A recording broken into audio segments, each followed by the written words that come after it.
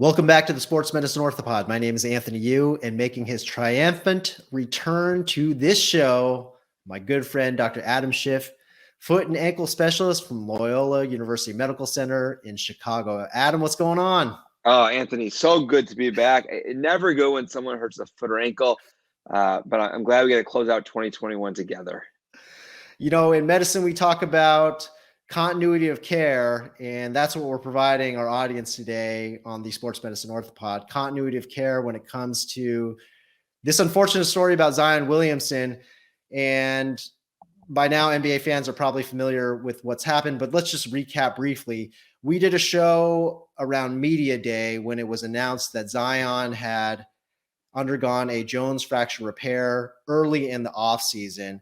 It was an injury that wasn't necessarily triggered by one distinct injury, but something that seemed like it was possibly an attrition type of thing, repetitive stress, micro trauma that could eventually lead to a Jones fracture, which is a very common way to get a Jones type injury. And the Pelicans were hopeful that after a successful surgery, he would be ready to rejoin the team at training camp, or certainly by the beginning of the season. And that has not happened. And fast forward to now, a few days ago, a recent announcement was that he had suffered a setback. He was still having pain in the surgically repaired foot, and he was shut down indefinitely. So let's just briefly recap, because we did a great show about it before, and the audience should go back and look at it, and also subscribe. Good segue to that. But let's just go back, quick anatomy lessons. What's the Jones fracture? What's the fifth metatarsal? Where is it in the foot? Yeah, absolutely. I mean, I think the last time we talked about Jones fracture is really just a classic episode, really the gold standard of Jones fracture treatment. But just to recap again, the fifth metatarsal is on the outside of the foot. It's that prominence on the side of your foot that you can feel. It rubs on your shoes, and people get blisters over. And that fifth metatarsal absorbs a lot of weight, and it's a unique bone. It's got unique blood supply, and it's pretty important for jumping, landing, all of those things. And there's an area in that bone that can break, and it can break acutely, meaning you take one step or you land awkwardly and it breaks. Or in this case, it can be one of those, like you said, attritional fractures, meaning the bone's constantly seeing this weird stress, and then over time, it leads to a complete fracture. So a fracture on the inside breaks all the way through and causes a fracture throughout. And those, an NBA player are always going to be treated surgically, but when they are these attritional type things, their healing potential is much slower. They all need surgery, and you hope that they're going to go on to heal. I think we've seen this story time and time again, particularly NBA players or high-level athletes with a fifth metatarsal fracture treated surgically. In an ideal world, they're back 6 weeks later, but this is not an ideal world. These are not ideal athletes. They're built differently than we are. They put tremendous force, and they can go on to refracture or not heal. And it sounds like that's exactly the case with Zion Williamson. So he had the right treatment before. A screw goes inside the bone, down the canal of the bone, holds it together, gives it stability, and you let people start to rehab. But you got to be really careful about running and jumping. And the refracture rate is high. It's not just that they don't heal, but they can heal and then re-break. And based on the time frame of how his progression was, that sounds like that's what it was. Sounds like he was doing well and then had this refracture. You got to be worried anytime someone has a Jones fracture and then a couple months later they're out again. It's just a bad precursor for things to come. Yeah, and one thing we had mentioned during that first show was that most likely this works out well, and the Pelicans' message to their fans and the media was probably going to be correct, that he would rehab just fine and get back on the court somewhere around their projected timeline. With, the NBA, it's like 6 weeks plus or minus a year, right?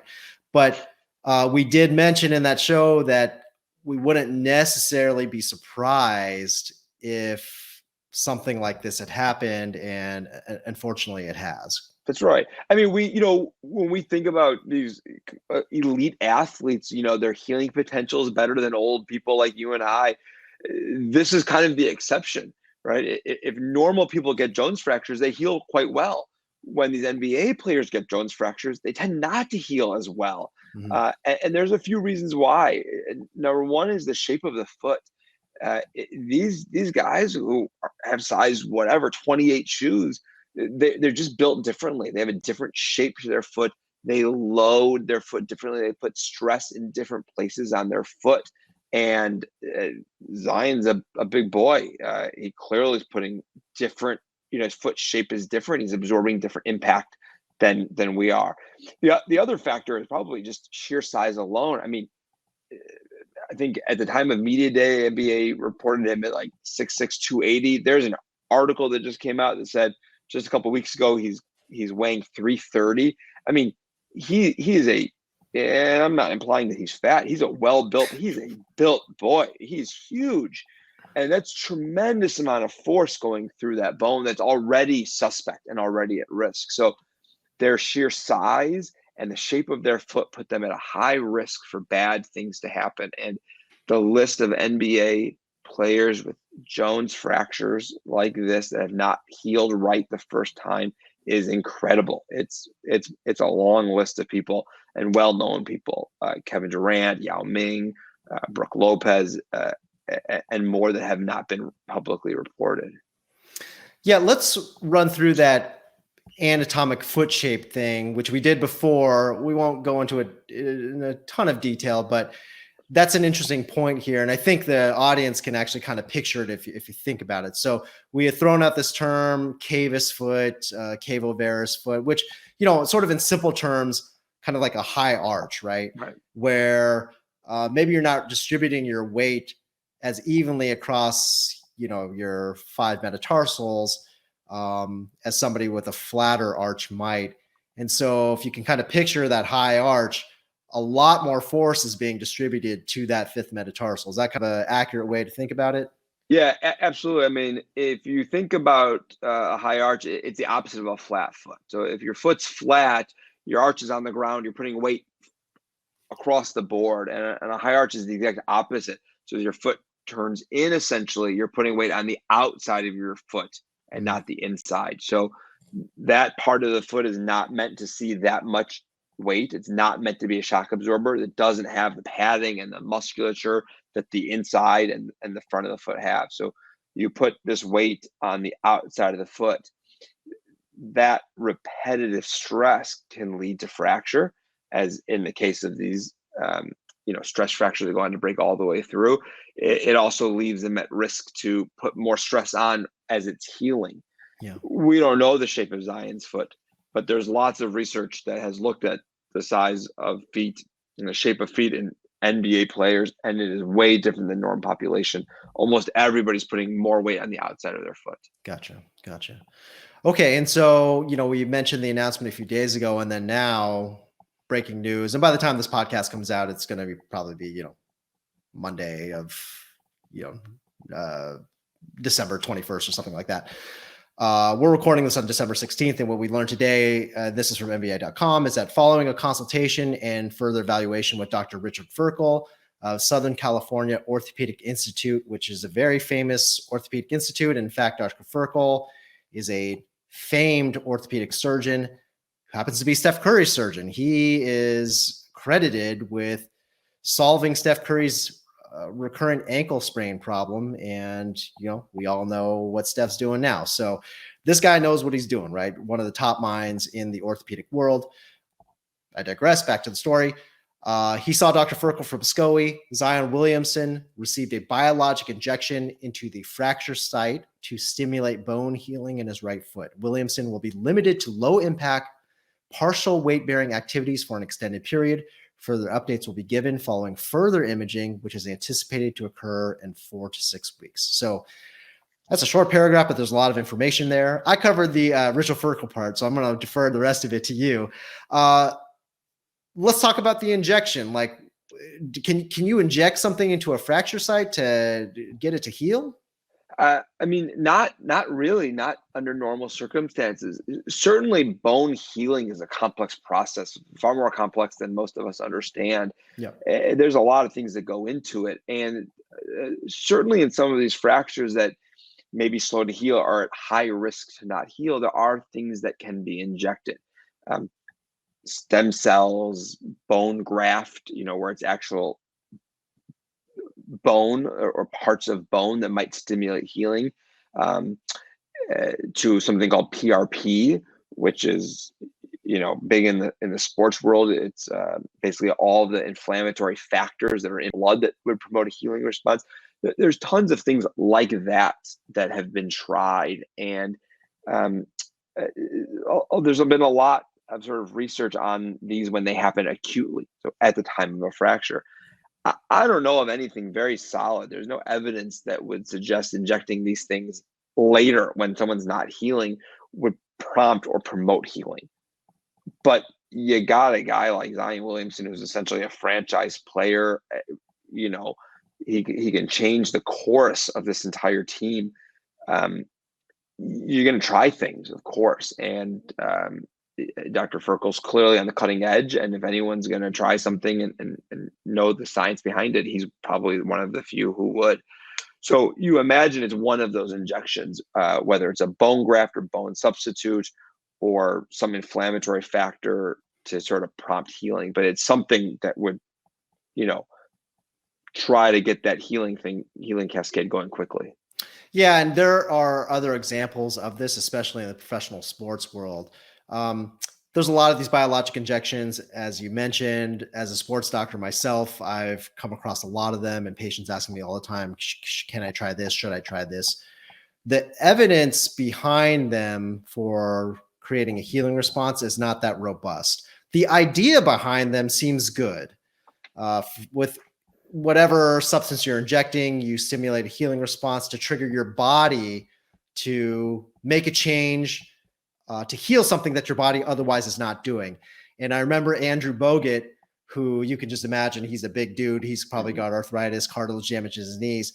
I think he had gone to like Europe to get PRP into his knees. I think even like Nowitzki and maybe even Kobe Bryant had done that. And PRP is not really proven to help with arthritis in the knee. Again, the idea is kind of good, but there's not data to support its use. But it probably won't harm you. And, in these types of situations where your career's on the line, hey, like it's worth a chance because there's not much downside. Maybe the science is wrong. Maybe it does help. And so that's probably kind of the situation here where we're going to try this and cross our fingers and really hope for the best. But is there robust literature out there that tells you and me that, hey, this thing is going to work? Unfortunately, no. Yeah, absolutely. And I think, you're between a rock and a hard place in this situation. You got a fracture that's not healing and proven to not heal right now. He's at high risk for it. He's having pain. He's clearly going down a bad trajectory. The alternative, if this doesn't work, which we can talk about, is a big operation. So why not try something? And if it gets it to heal, you've saved yourself a lot, but potentially a career-ending surgery. So probably not risky, but whether it's effective or not is probably up in the air. I mean, these things have tremendous cost to them. Again, for Zion Williamson, cost is probably not an issue. Him playing, a few minutes would cover all of those costs. But for our normal people, there's not a lot of benefit, and we don't really gamble. This stuff's not FDA regulated. FDA sort of just says it happens, but we're not we're not being very stringent on our criteria for it. It's not a drug, and so it's usually not insurance approved, and it's very questionable if it works. But it's worth a try, and it's I think in some ways a lot of it's a Hail Mary. I'm not optimistic it's going to work for Zion, but it's worth a try because it beats the alternative. Yeah, not to go down the PRP stem cell rabbit hole, but one thing I tell my patients is if this stuff was proven to work, then of course your health insurance would pay for it because it could be an alternative to surgery, which is much more costly. But the fact that the only way you can get for somebody like, private citizen, you or me, not a professional athlete, one of these PRP or stem cells injections is to pay a lot of out-of-pocket money.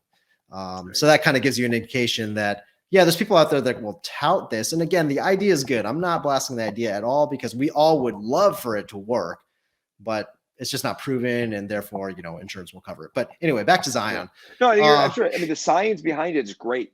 We just don't know if it's never been proven to work. And I'm sure it helps in some way. I'm sure we don't know how to utilize the technology yet, and I'm sure someday it's going to become commonplace.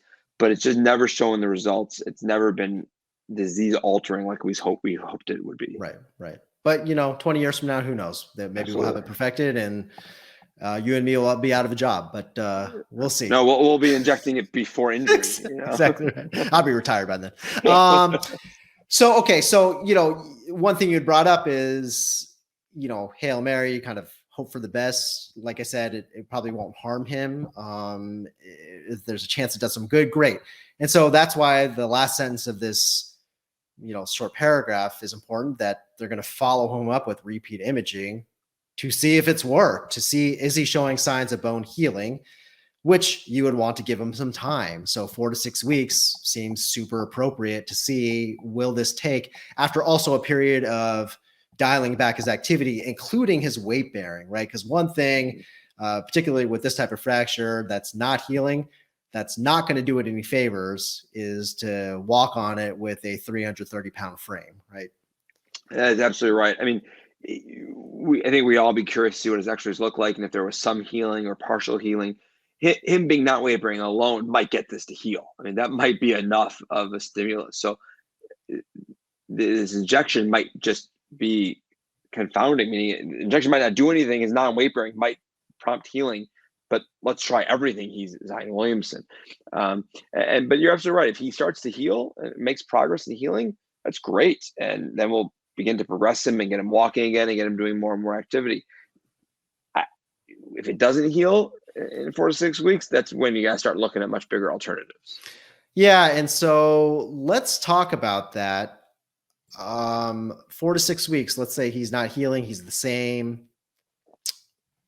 What do? Do you redo the surgery? Yeah, you do. You do redo the surgery. You try to get more healing response, take the screw out. That can sort of prompt healing. It causes inflammation and helps it heal. You bone graft it with some pretty strong, aggressive, bone graft at that time. But it probably needs more than that, right? And that stuff will help the biology and help bone healing. But this is a biomechanical problem. And, to me, this is just like you got a worn out tire on a car. If you just replace the tire, it's still going to wear out again too fast. You've got to realign it. And so at the time of revision surgery, he's probably looking at some sort of realignment surgery also, designed to take pressure off the side of his foot, designed to lower his arch and make him weight bear a little bit better. It's a big operation. It's a long recovery. You're cutting bone, just breaking bone and moving it and getting it to heal. He's had a problem with this bone healing to begin with. So it's going to take time for that kind of stuff to work. To return to competitive play from an operation like that is probably 9 to 12 months. So it's another season is what he's probably looking at. That surgery has been done, and there's numerous examples. Kevin Durant's probably one of the best examples of that. Kevin Durant had a Jones fracture when he was playing with Oklahoma City, I think, and he had surgery. He was healing. He went back, and just a couple of weeks later, he had a complication, needed another operation, and who knows what that operation was, but sure enough, he had his foot realigned and had all these big corrective surgeries, and then he obviously came back at a pretty high level. And so it takes that operation sometimes. Kevin Durant's a different guy than Zion Williamson, of course, but it probably very, very similar injury. There have been other people who've had the same thing. Yao Ming has been publicized as having a Jones fracture that was a non-union and didn't heal, and basically was left with a choice of, should I have a big reconstructive surgery, or basically do I just retire? And I think, at that time, obviously not privy to the conversations, but at that time in his career, missing a year to year and a half of recovery, he just retired, and that was that. So that's a big operation, but if you can't get this bone to heal, it probably needs to be undertaken. Yeah. And so I think if in 6 weeks or whenever we find out that Zion needs another surgery, we won't be surprised. And they probably will not disclose, just like Kevin Durant, that he had what we call an osteotomy to realign bone, in this case, the shape of his foot. But if we found that out, we probably wouldn't be surprised either. I think, let's just end with what you had just mentioned, the comparisons between Kevin Durant and Yao Ming. Kevin Durant would be sort of the gold standard for recovery, right? Obviously, he is as good as anybody would ever have expected and beyond, even after not only this, but, some other bad injuries, including an Achilles tear. Yeah. But Kevin Durant is a thin guy, right? He's a tall guy, but he's thin framed and obviously not carrying as much weight as Zion or somebody like Yao Ming. And so I think that would be the concern, is that even after this, will he continue to have issues related to the weight? And we don't know these things for sure, but I think, when I'm thinking about that would be my concern. Absolutely. I mean, the amount of weight you're putting through this is tremendous, and any weight decrease that Zion didn't have on his frame would be very advantageous to healing. There's lots of differences between these guys, Kevin Durant and Zion Williamson, and probably in their anatomy and probably in the way it was fixed and the injury and all of those kinds of things. I certainly remember the reports, Kevin Durant, that it was acute. It wasn't a stress fracture. Mm-hmm. It was a very different injury in terms of healing. But their size, no doubt, has something to do with it. Zion Williamson is a big guy, and by no means is he obese. He's just a big man. And certainly him being non-weight bearing and limiting his physical activity is not helping his weight right now. Yeah. So, the story goes on, and we will follow it with great intent. We hope this biologic injection works, because I think everybody's just wanting to see this guy play. Yeah. I mean, a strange year in the NBA, the Lakers faltering, and the Bulls have COVID, and I think we need any feel-good story we can get right about now. Jump back on the Warriors bandwagon, everyone. Right. Although I think the most exciting news in sports right now is Tiger Woods is about to get onto a golf course in public, which is, I thought if we were talking about revision surgery in any athlete and redoing any show, Tiger's Talus was going to be the story. But sure enough, the guy's back on a golf course. It's absolutely incredible. Yeah, that was prior to our YouTube days, but we do have a really interesting podcast about that from the initial iteration of the show. And yeah, I think for Tiger, we were not sure he'd ever step back on the golf course. I think he has come out to say he will never be the same player as he was, and you came out and said that. Thank you very much. Talus injury is just a bad injury. Yeah, I think for those listeners who weren't with us on the early days, the Tiger Woods episode is fascinating. It's such an unusual injury, and not something we see in athletes every day. It's a trauma thing that happened to him. Say what you want about Tiger and his history and the car accidents and all that. For this man to have the injury he had and to come back onto a golf course is just absolutely incredible. And you got to tip your hat to the competitor that he is. People were calling for amputation after his injury. Yeah. And for him to be standing on a golf course, whether he plays well or not, is an incredible story, and you got to be happy for him. Regardless of what happens, if he lives long enough, he's going to have a problem with his ankle. He's looking at more surgeries. He's got a lot of things in front of him. But just to recover and get back onto a golf course is fantastic. And maybe someday him and Zion can golf together with two good feet.